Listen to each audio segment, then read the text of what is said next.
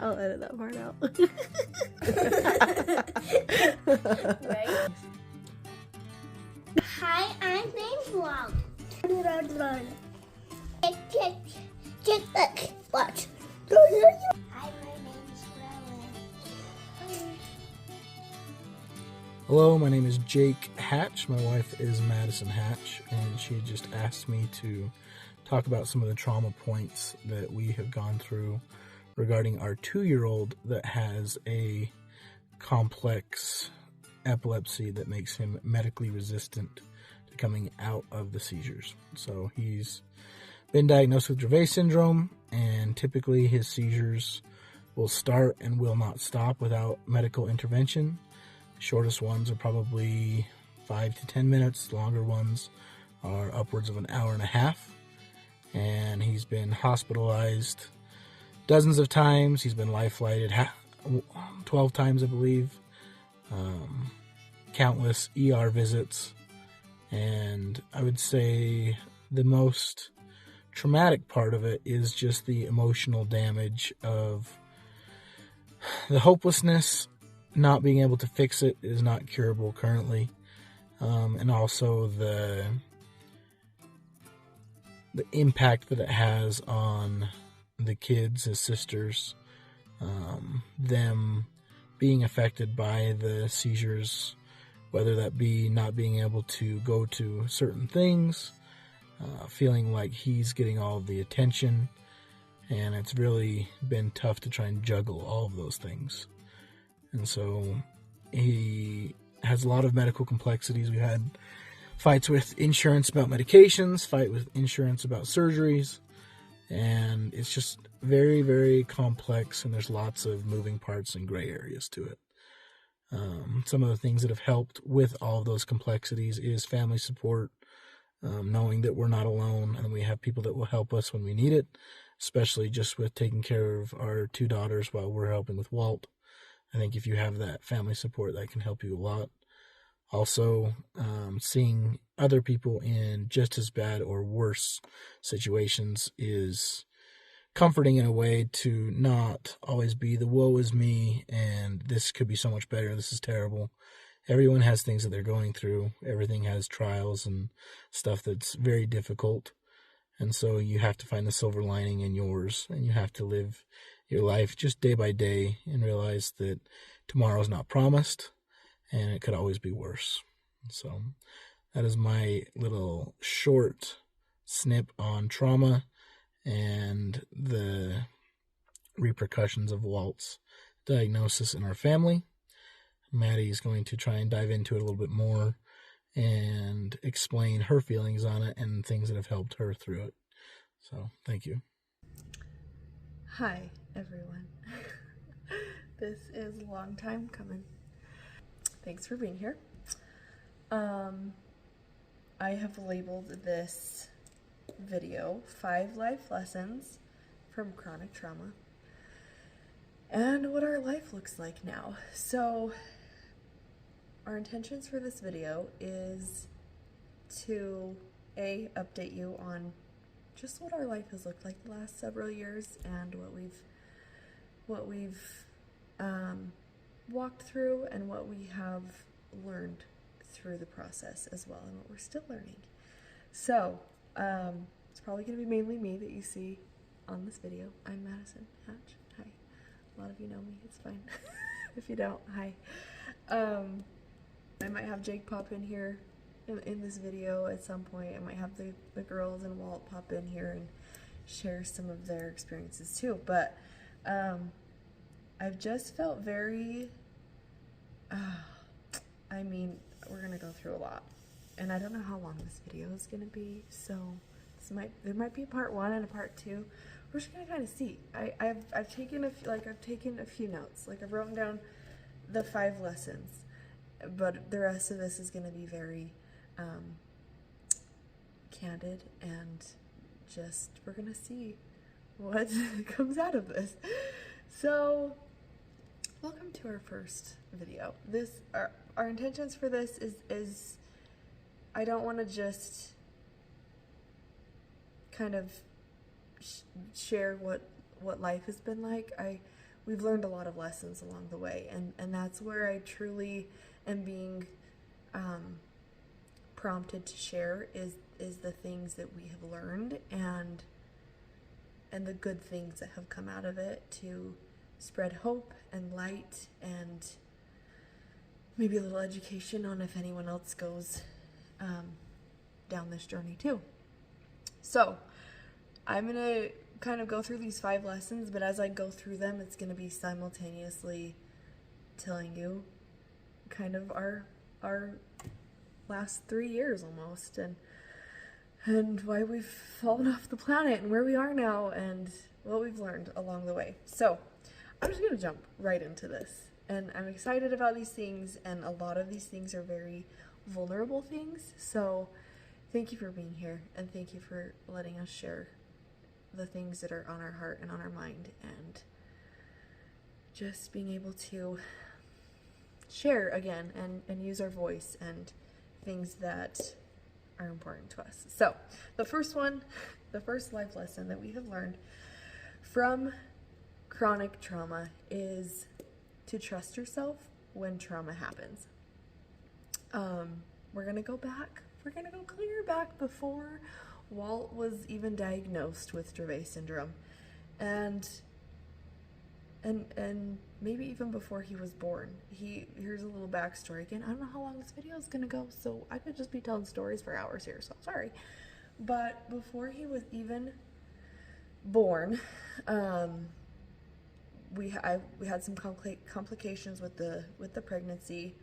I actually found out that we were pregnant because I one day felt a very sharp pain in my stomach, like lower abdomen area. Like I couldn't even crawl. I was on the floor. I had to call my sister-in-law. I called Jake. He came home from work, took me to the ER. We got x-rays, we got blood tests, we did all the things, and turns out I was pregnant.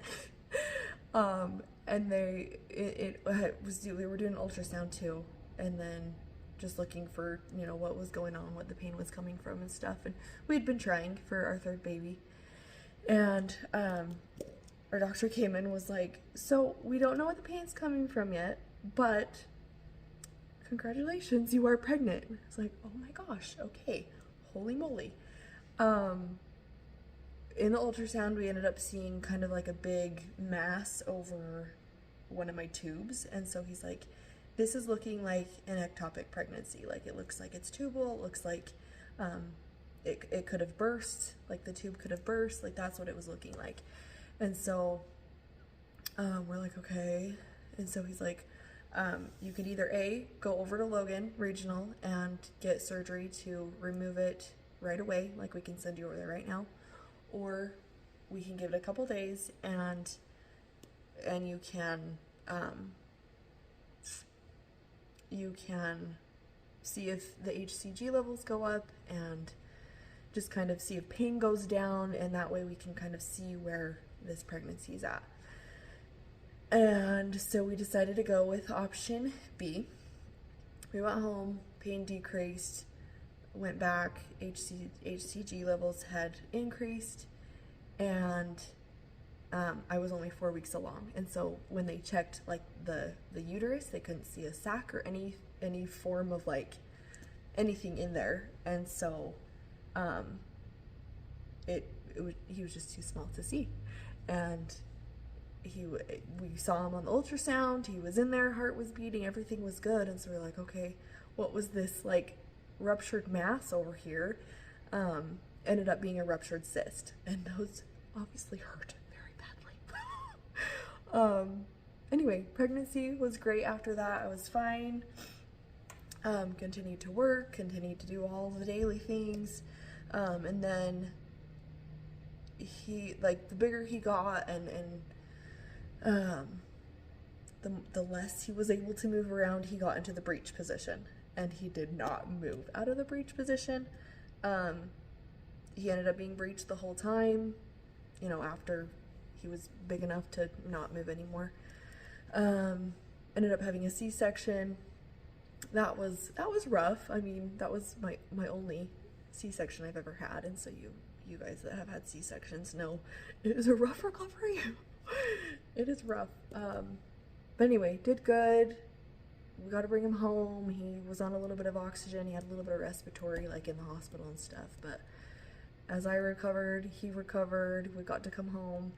And then it was about, let's see, he was 4 months old when he had his first seizure. And so that's where this big life lesson is: trust yourself, especially in those times of trauma. That was very traumatic for, you know, any sort of pain, any sort of anything going on with babies and pregnancies and stuff. And we just had to pray and trust ourselves that that was the right choice. And it was, because it ended up being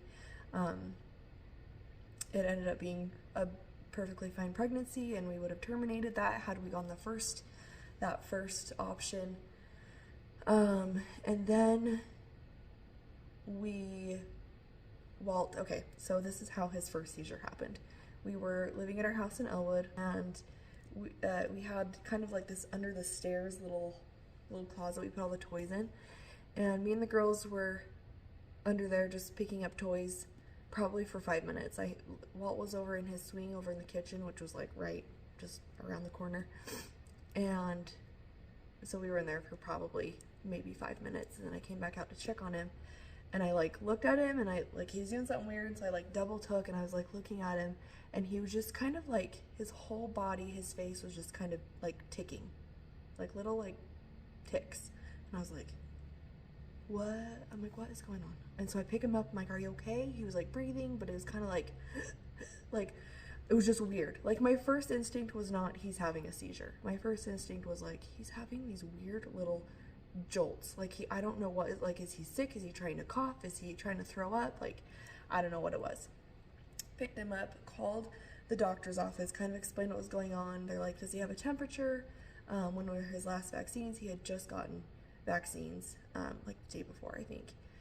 I don't know if he had, I couldn't find my thermometer. It wasn't working. I don't know, something. So I'm like, I'm just bringing him in. So I hurried and strapped him in this car seat, hurried and strapped the girls in their car seats, and I flew over to, we got on the freeway, and it's just a short ways to our hospital, probably like 8 or 9 minutes. And I was calling Jake, I was calling my sister-in-law, like just bawling my eyes out, like, I don't know what's happening. I'm like, I'm having Mason in the back seat saying, okay, is he still breathing? Is he okay? Is he still like doing those weird jolts? And the whole time she was just so good, like, yeah, he's breathing, he's still jolting, he's still.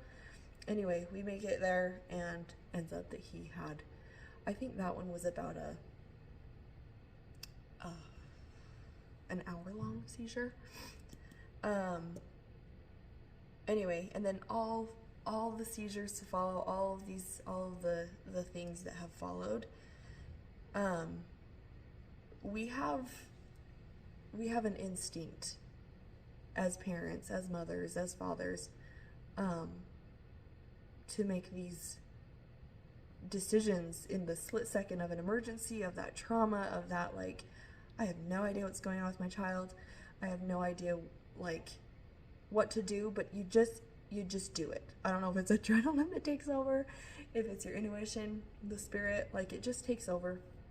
And you know what to do, and you need to trust that. And so that is a huge thing that we have learned, especially going into surgery and many of hospital stays, and many instances at home where we're like, do we stay here? Do we take him to the ER? We have to trust ourselves and know that we don't know all the answers, but we do know enough to do our best. And that's one of that first life lesson that we have learned, is to trust yourself and continue to trust yourself when things happen. And maybe your experience is not similar to ours. Maybe, maybe you've lost someone. Maybe maybe someone's chronically in the hospital, like, all the time. Maybe, just crazy, scary things that happen. And the trauma that you have to live with afterwards as well. Like, you have to trust yourself when those things happen. Even if it's just the trauma of reliving it in your mind. You have to trust yourself that you know how to get out of that loop, and that scary and hard feeling, because you do have that intuition and that power within you to change that and to find hope again. Okay, life lesson number 2 is to expect miracles and practice faith. Okay, taking a little journey through our timeline here. So we moved into our Elwood house, I think it was 2020, right during COVID, like right after we had Rowan. And we sold our house and moved shortly after that. It'll be 3 years in May that they added on to their house. They built this addition where the whole original side of the house wasn't being used. I mean, people would come and stay, and like when we have family stuff, like there was extra rooms and stuff for people. They would use the kitchen over there because it connected through the back hallway. And it never once did it cross our minds to like live with family or like anything like that, but Walt was having seizures so frequently that they would be the first people we would call, and they would come to our house and watch the girls, or meet us at the hospital, get the girls and bring them back. And so anyway, I had several promptings. Jake had wanted to put our house up for sale long before I ever agreed to it, and it took several promptings for me to be like, okay, I am listening, I guess we'll do this, because I did not want to. I loved our home that we were in. It was beautiful, it was new, we had a beautiful yard, beautiful memories there, beautiful kitchen. I loved it, and I did not want to leave that at all. But I am definitely a person that when I listen to those promptings, good things always follow. And blessings come, and miracles come, and it's always good when we leave it in God's hands and we don't try to control things. So anyway, I set my pride aside, and we sold our house, got everything moved, and we had talked with Denton and Trudy, and they were like, yeah, like, why did we never think about this either? Like, that would be a very smart move for us to move into the original part of the house. They were right down the hallway for the emergencies, for watching girls, for just being closer to help. And so that's what we did. We packed up, moved here. It's been really good. It's been really good. There have been hard moments. There have been hard moments for me to try to set my pride aside from, my new home, but it's like miracle after miracle. And I'll share one that has been, like, you always hear about like the miracles, and if you're a believer of Jesus, you hear about the miracles that he performed while he was on earth and everything, and I knew that I had faith. I knew that if I trusted and had faith, that anything can happen, And I was having a really, really hard time sleeping at night. Well, was sleeping with us. He still sleeps with us in our bed. But I was having a really hard time going to sleep and just like allowing myself to rest. Because what if I miss a seizure? What if I sleep through one? What if he needs me? What if, like, it was a very, very difficult time for me. I would set timers every 20 minutes throughout the night to wake up and check on him. Like, if I happened to accidentally fall asleep, I would fall, like, I would only be able to fall asleep if he was, like, in my arms. And so that's where we slept, on, like, the recliner in the afternoon for his nap time, like, in my arms. And I'm like, okay, I can feel him. And so I think I can fall asleep. And so I was like, okay, I learned from a institute class one time. The teacher said, just something that I'll never forget. And they were speaking of miracles and things like that, and she had some similar things go on with her, one of her children. He had seizures, and anyway, and she was just saying how she had to practice the faith and know that God is always awake and God is always watching. And I just like thought about that so much, and I'm like, I also the scripture of come unto me that are heavy laden, and I will give you rest. I lived off of that scripture, because I'm like, I need rest. I need spiritual rest. I need physical rest. I need emotional rest. And so I was like, okay, like I have to hand this over. I can't control what happens, and I have to hand it over. And so I practiced. It was very hard. I practiced using some faith, and I went to bed every night, and I still do, praying the same prayer of wake me up if I'm needed. Wake me up if I'm needed, for many of my children. And Walt doesn't have very many seizures during the night, which is a miracle all in itself.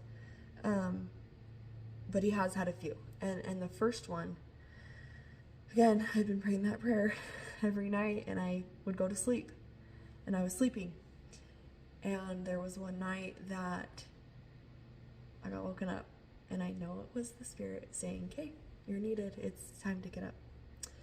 And Walt was having a seizure, and he wasn't breathing, and he needed me. He needed us to do something right then to help him. And that's why that life lesson, it sits so deeply. To expect miracles, we're taught to expect miracles. Practice that faith, and then expect the miracles to happen, because that was the biggest miracle I've ever seen. That I had the faith to go to sleep at night and say, you know what, God is watching, and He knows me. He knows how to communicate with my spirit. And I was trying so hard to have that open communication with Him too. And I did. I prayed that prayer every night, and we obviously know it is God's will for anything to happen. But I said, okay, wake me up if I'm needed, and whatever happens, we will get through it. But I expected that miracle. I prayed it every day, and still do. And I expect that miracle, and it has happened once since then, so that's happened twice. But that's just a huge faith building lesson that we've learned, is to expect those miracles and practice that faith, because they're waiting to happen. Thanks for letting me share that. Okay, number 3 life lesson. When you step back, God steps in, and it's a lot like number 2, but another timeline here. So we've been living here for almost 2 years now. Mason didn't have to change schools. Roey's been in preschool. I've still been working. I've been able to maintain my lash clients. Jake still works for the county, and they've been so good to us with the time off that we need, or emergencies that he randomly has to leave. Being able to have insurance and all of that has been a huge blessing for sure. but we had to step back from a few things and take a few things off of our plate. And I think I'll let the others speak for themselves, but for me, I definitely felt that pull to, step back from a few things, even things that I absolutely loved and that were important to me. And one of those things was coaching. And I mean, if you guys followed me before all the Walt stuff, I still love all things fitness and health and coaching and community and all of that. And I knew it would still be there, which is actually a funny story because it's since gone away. Anyway, I just still remember that prompting very distinctly in my mind of like, it's all gonna be there later. It's all gonna be there. In whatever form or capacity it looks like, it's gonna still be there, and you have to prioritize the things that are on the plate right now. And that was all of medical stuff. That was, let's see, I stopped counting, honestly, but I think we're up to almost 60 status seizures, which are more than just a few minutes long. Like our longest seizure has been an hour and a half long. We've had dozens of ER visits. I think we're up to 8 or 9 life flights to our children's hospital. I mean, he needs 24/7 monitoring. He needs to be constantly watched because he has many different triggers now that trigger the seizures. A lot of them were illness. A lot of them still are illness induced, but if he gets too hot, or if he gets too much sunlight, if he gets too excited or too mad about something, it will trigger some.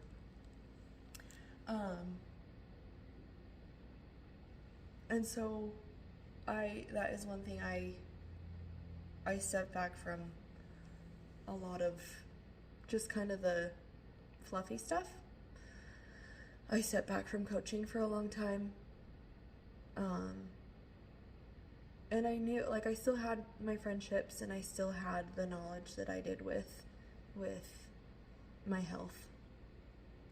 But I just knew that the business part of it I needed to set aside for now. And so I took a step back, and we all kind of took a step back from things like play dates weren't as frequent, and going out and doing things like a normal like jump zone day. We had a seizure when we went to, I mean, it was the start of one and we got it to stop, but there was just so many different variables that we just had to say no to a lot of things and just take that step back and let God step in. And he kind of let us wander for a while. He let me wander for a while, and I kind of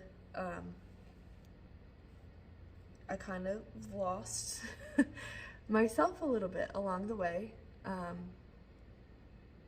in a lot of different aspects, in my health, in my community, in my parenting. There was just a lot of chronic stress too that we were dealing with, that we still deal with, we're managing. But that is a huge life lesson, and I'm just now, like 3 years later, I'm seeing like, okay, we had to walk away from a lot of things and step back from a lot of things, but the miracles and the blessings far outweigh trying to keep up and manage those things that were on the plate at the moment. And so yeah, we just were surviving. We were just surviving. We had a lot of help. We have a lot of help and a lot of support. But we were just, I often like picture it in my mind as like you're in the ocean and here comes a big wave. It just takes you under, and you're under for a while trying to catch your breath, and you finally find air again. And you take just a half a breath, and then another wave comes. And that's just what it felt like for the last 2.5 years, is wave after wave after, I can't breathe, I can't manage, like we were surviving. And so that was my life lesson number 3, which leads into number 4, which is, it's easy to hide our pain. It takes courage to ask for help, but we have the strength for all of that. So let's see where we are now. So I mean, honestly, it's been kind of about the same. We're still here where we are with Jake's parents, still maintaining the work that we have, still frequently at the ER, managing seizures at home, trying new medications. He did, I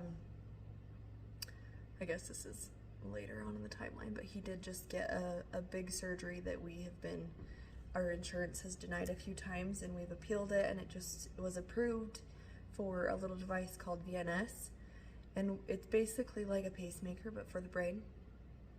And we're really hopeful that this will manage a lot of seizure control too. So we're kind of just in the same place, just trying to find our footing and trying to heal and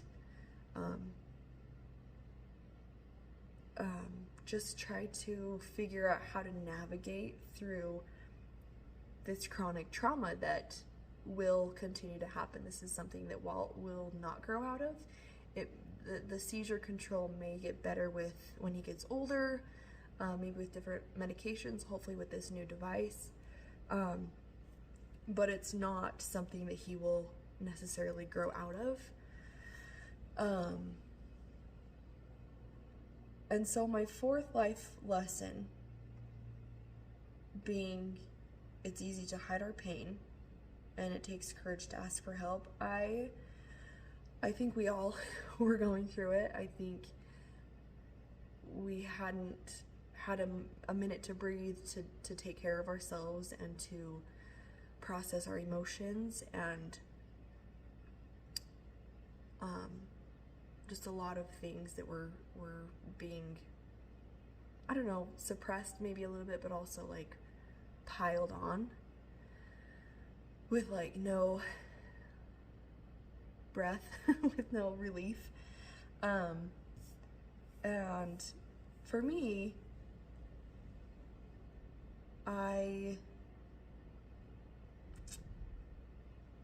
we're gonna get a little deep here. So again, thank you for letting me share this. I kind of fell into a pretty bad depression. I was very anxious a lot. Couldn't really manage my emotions and my anger, and I was sad a lot.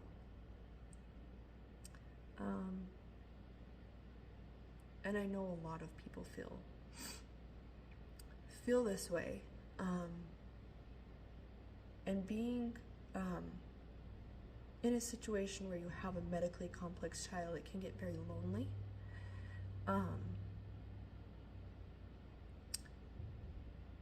Because we are isolated a little bit more than we used to be, and we do have to say no to a lot of things, and that, especially just for me, again, I'll let the others speak for themselves, but I do, it is very nice to be able to work still and have adult interaction with my clients and do lashes still.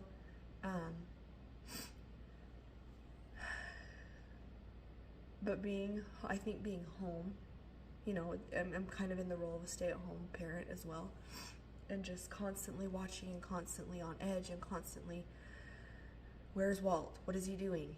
Okay, you know, and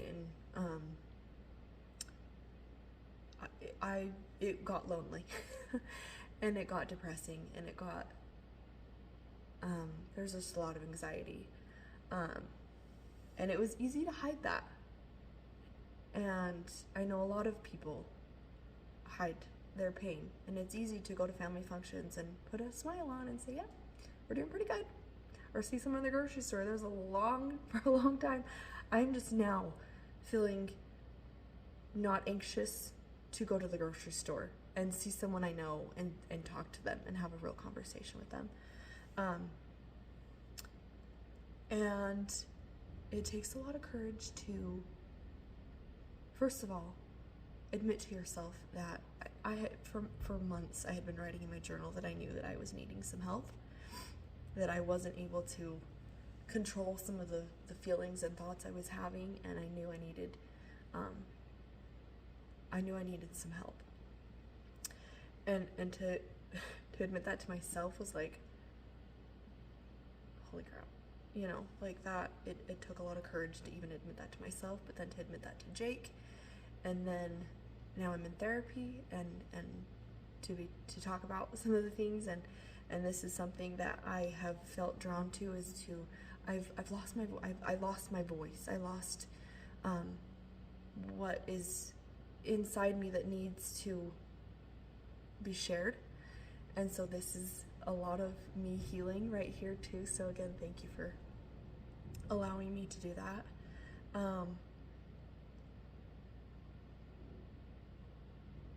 It's easy to hide our pain.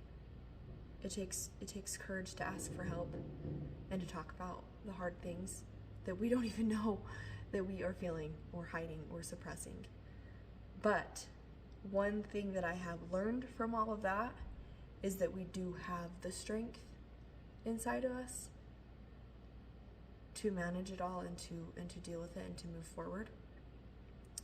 So that is my fourth lesson that is a little bit hard to talk about sometimes because I'm still healing and I'm still working through a lot of things still. But I now have found my strength again and hope and voice, and you can too. And number 5 life lesson that we've learned is it's okay to plant a new seed, and it's okay to start growing again. I think just with all of these things through all of the last couple of years, just kind of getting sucked into the right here, right now, and you know, trying to prioritize the emergencies and just our family. I think I not only took a step back from some things I knew that needed to be off my plate, but I also took a step back from the things that were necessary, like personal growth and personal development and just I don't know, emotional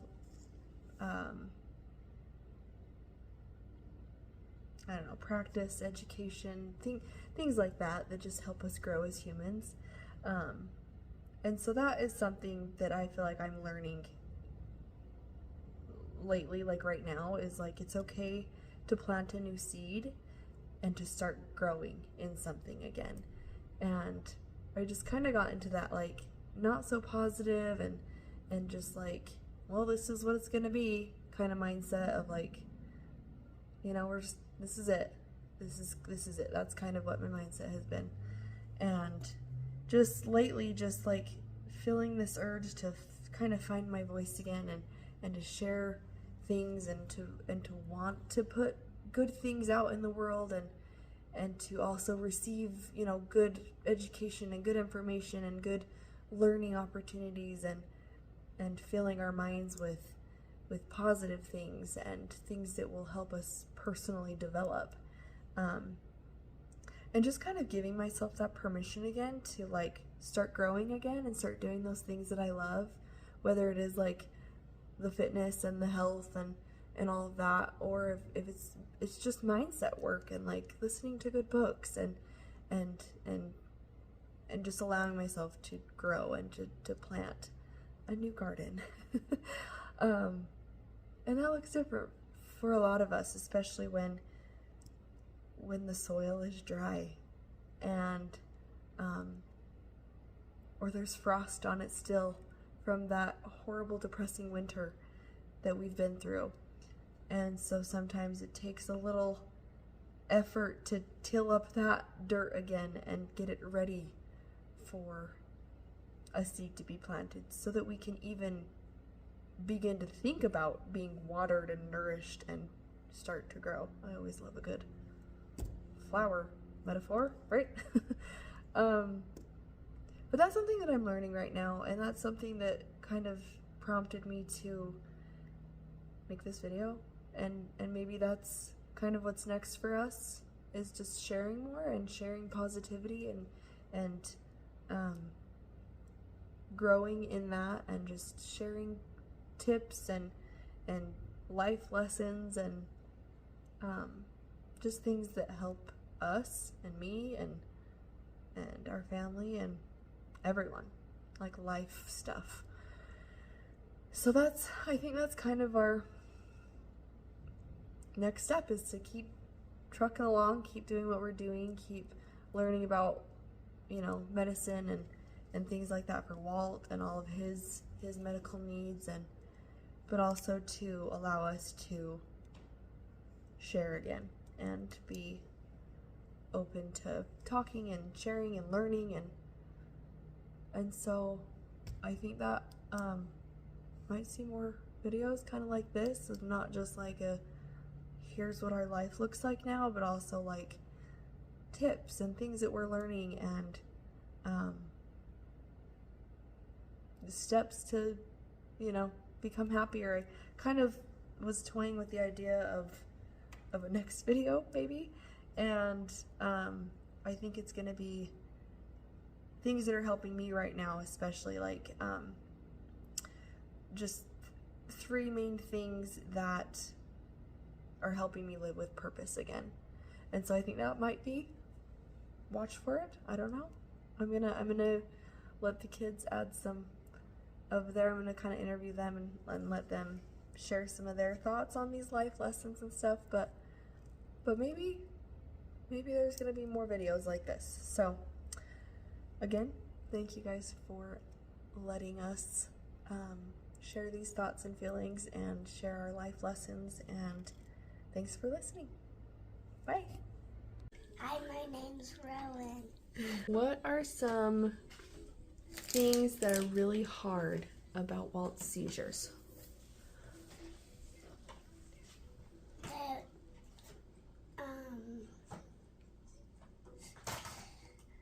Walt gets crazy up.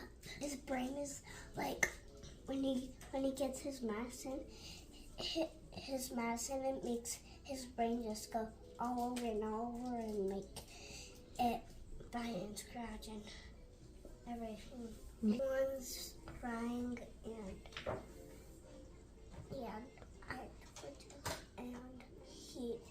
he believes in Heavenly Father, and we doesn't see him for a second, and then we do because he's at the doctor.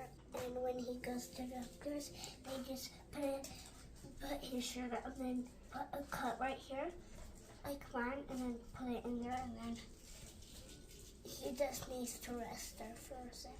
He's opening all of them.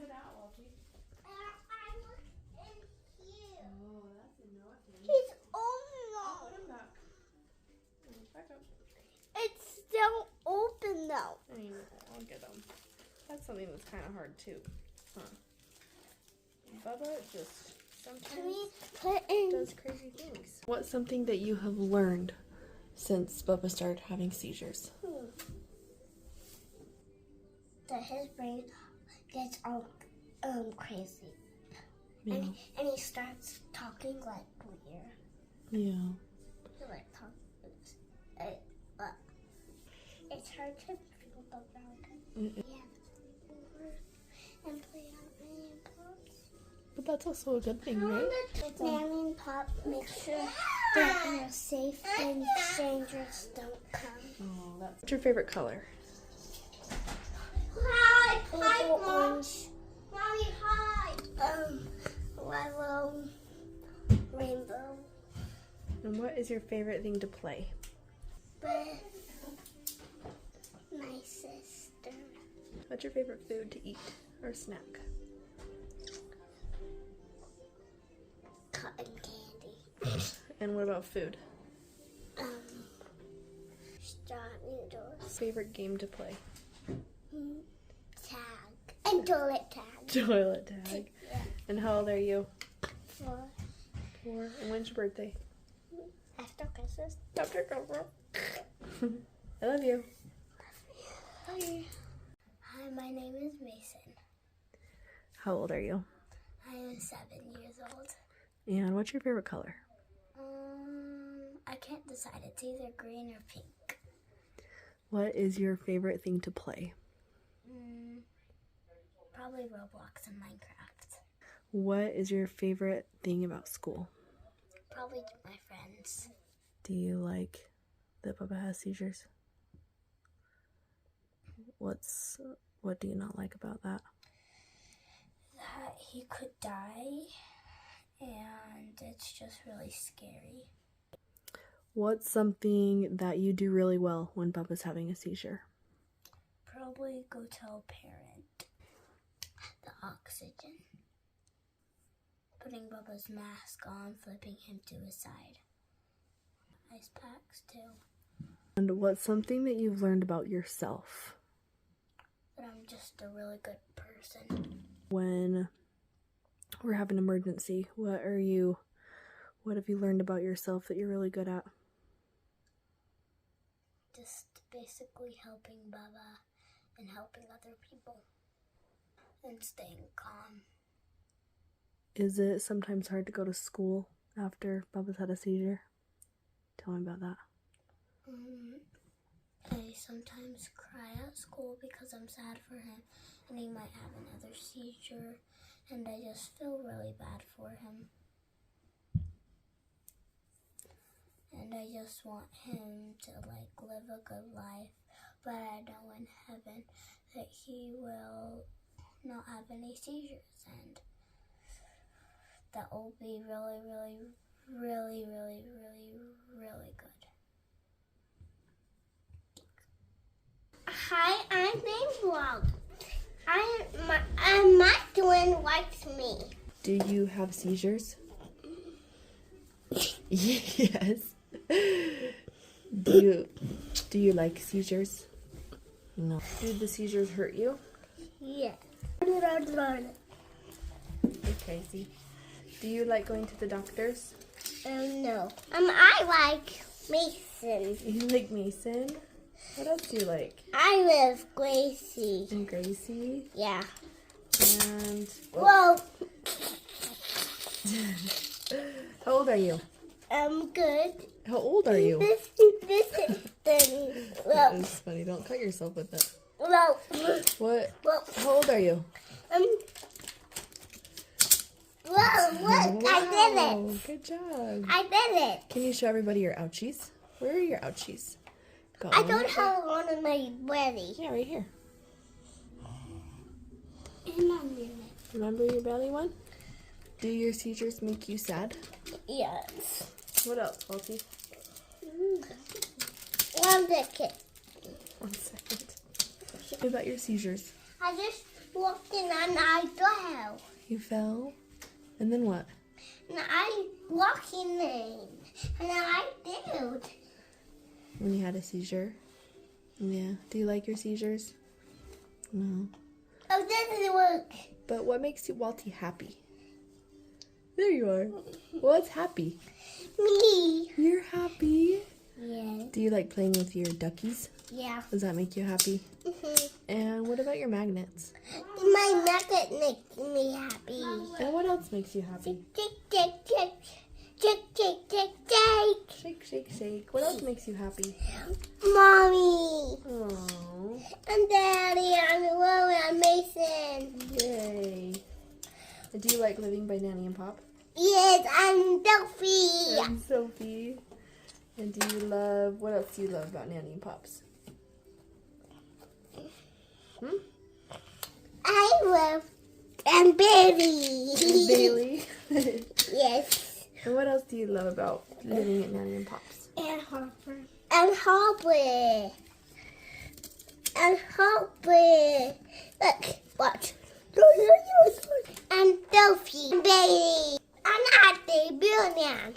You can have your headphones. Favorite food? Ice cream. Ice cream. And milk nap.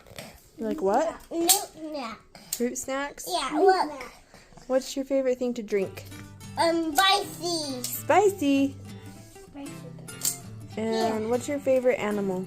Dinosaur. Dinosaur. Yeah, I'll show you dinosaur. Okay. I'm all done. Thank you for watching. Bye. Thanks for watching. Bye.